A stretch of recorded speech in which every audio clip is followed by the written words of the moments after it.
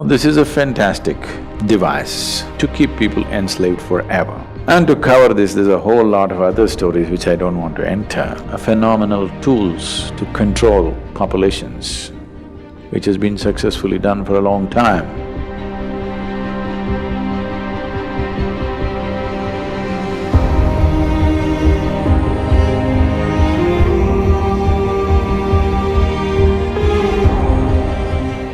It depends on how we shaped ourselves. If we become wonderful human beings, it's one thing. If we have become an ugly manifestation of humanity, definitely it's an original sin. It's a mistake. Sin is too strong a word, maybe it's a mistake. So too many mistakes are being made in the world, no question.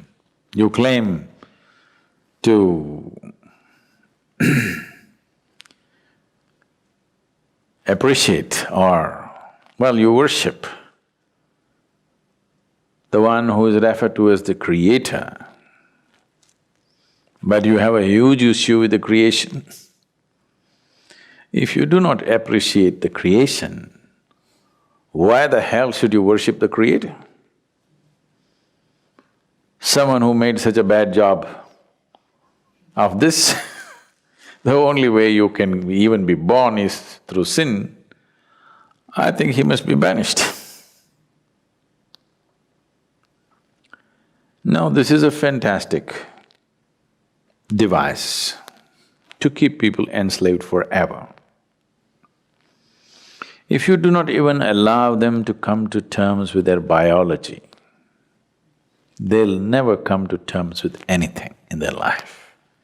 Always they will be dependent on an institution or a person or something who claims to have connections.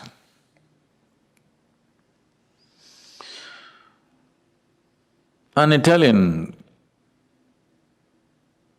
mafia guy was once brought to the law court and he just walked in with this fat cigar in his hand, and like this he came and sat down like he's a guest. Then the judge looked at his arrogance and asked, "Do you have a lawyer?" He blew the smoke out and said, "Well, I got friends in the jury."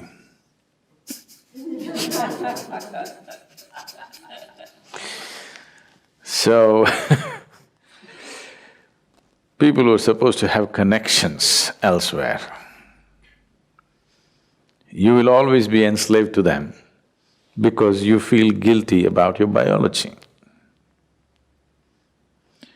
This whole thing goes into more grosser and grosser states. So except in certain cultures, everywhere else where dominant religious beliefs were spread, in all those cultures, unfortunately, they make you feel guilty of your very existence, because that way you will always be enslaved to whatever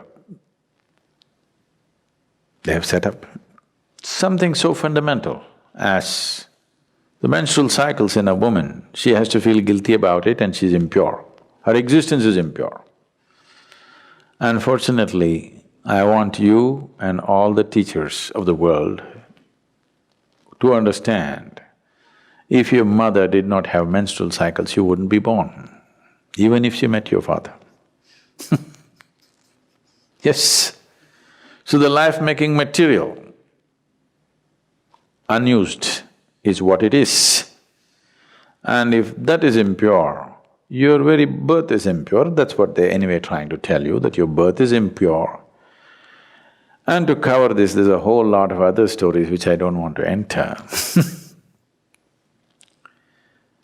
Once you are not in terms with your own physical existence, you essentially will never ever be in terms with any other dimension of your life. This itself will cover you forever. This is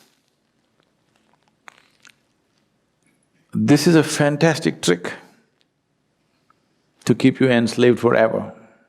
No wonder institutions have lasted Though they've lost their relevance, they stay simply because your existence, your very existence, you're guilty of. If you're guilty of your very existence, that means one or that which is the source of creation should be even more guilty. You are eternally guilty, and that which has created all this must be even more carrying the burden of guilt. Guilt and fear have been a phenomenal tools to control populations, which has been successfully done for a long time. It's time this is broken.